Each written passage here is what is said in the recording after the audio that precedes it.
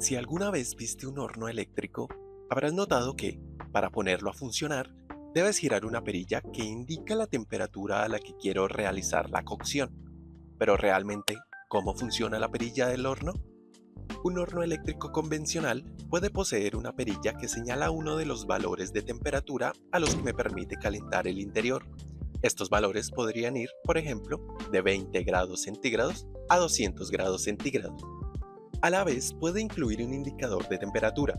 Este indicador consta de un display con 3 dígitos que indica la temperatura seleccionada y un circuito de medición por voltaje con 2 terminales.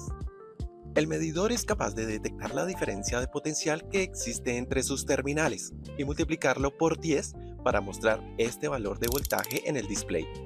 Todo esto consumiendo una corriente de prácticamente 0 amperios. Entonces, ¿qué hace que el giro de la perilla envíe el valor correcto de voltaje al medidor del horno? Internamente, el electrodoméstico contiene un circuito alimentado por una fuente de voltaje, que en algunos casos es de 24 voltios de corriente directa, es decir, constantes. Pero nuestro medidor debe recibir un voltaje que tenga libertad para cambiar, según la posición de la perilla. Para lograrlo, la perilla internamente se compone de 3 resistencias. Una resistencia fija superior que llamamos R1, una resistencia variable central que llamamos RP y una resistencia fija inferior llamada R2, las 3 conectadas en serie. La resistencia central se conoce como potenciómetro y consta de 3 conexiones, las 2 externas y una central que cambia de posición a lo largo de la resistencia. Esta conexión central, al ser movible, modifica activamente la resistencia física que hay entre los extremos y su centro, por lo que podemos pensar en 2 resistencias variables, siendo una el complemento aritmético de la otra. Este arreglo de resistencias va conectado en serie a la fuente de alimentación, de tal suerte que el potencial del pin central del potenciómetro oscile entre un voltaje máximo y un voltaje mínimo. Para establecer los límites, aplicamos la ley de voltajes de Kirchhoff, la cual, para este caso, nos indica que en un circuito cerrado, las subidas de voltaje deben ser iguales a las caídas de voltaje, de forma tal que estemos recorriendo un ciclo cerrado en los niveles de potencial eléctrico. Si nuestra temperatura mínima es de 20 grados centígrados, esta debe verse cuando tengamos un nivel de 2 voltios en el pin central. Si nuestra temperatura máxima es de 200 grados centígrados, esta debe verse cuando tengamos un nivel de 20 voltios en el pin central. Pero, ¿este nivel de voltaje entre qué terminales se mide?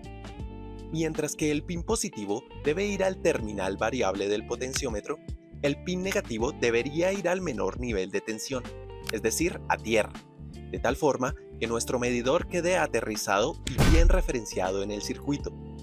Por lo tanto, el voltaje medido corresponde a la caída de tensión de la resistencia inferior del potenciómetro más la caída de tensión de la resistencia 2.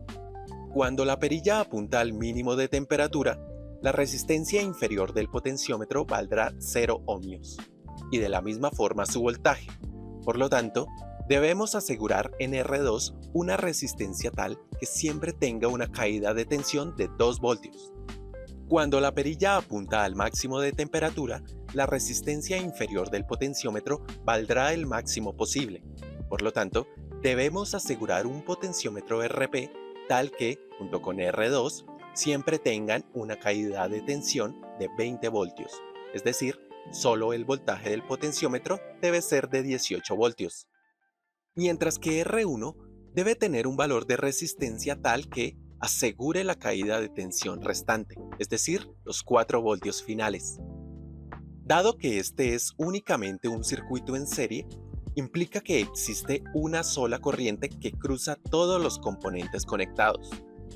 Si acudimos a nuestra ley de Ohm, veremos que todas las caídas de tensión son el producto de esta única corriente por la resistencia respectiva. Si despejamos la corriente, veremos que es igual al voltaje de la fuente dividido entre el total de las resistencias conectadas en serie, es decir, la resistencia total del circuito. En este punto, existirían infinidad de valores resistivos para estos 3 componentes que cumplirían los voltajes anteriormente definidos. Sin embargo, Tendremos que escogerlas en función de una característica importante del diseño, la potencia total consumida. Dado que este circuito solo es para tomar un valor de medición, optamos por considerar que la potencia total no sea mayor, por ejemplo, a 1/3 de vatio. Usando la ecuación de la potencia, nos damos cuenta de que la corriente del circuito debe ser igual a 0,33 watts dividido entre 24 voltios, es decir, 13,8 miliamperios. Si la potencia total consumida es de 1/3 de vatio, individualmente podemos ver que cada resistencia no consumirá más de 1/4 de vatio. Excelente si queremos usar componentes económicos. Nuevamente, usamos la ecuación de voltajes y dividimos a ambos lados entre la corriente. Finalmente, se nos revela que la resistencia R2 debe ser de 144 ohmios, asegurando nuestro voltaje mínimo. La resistencia R1 debe ser de 288 ohmios, asegurando nuestro voltaje máximo. Y en consecuencia, la resistencia del potenciómetro debe tener 1296 ohmios, asegurando nuestra graduación de voltaje y la máxima potencia de consumo requerida. Por lo tanto, nuestro potenciómetro cambiará su resistencia de 0 a 1296 ohmios cuando giremos la perilla entre 20 y 200 grados centígrados. De esta manera, la próxima vez que tu cena de Año Nuevo se queme por completo, sabrás que un potenciómetro al máximo en un circuito en serie tuvo mucho que ver. Con este resultado, tengo mi circuito analizado. Te recomiendo hacer clic en este video si quieres saber cuánto tiempo tienes antes de que se descargue la batería de tu auto. No olvides suscribirte a mi canal para entender más acerca del mundo de la electrónica y saber cómo resolver cualquier circuito.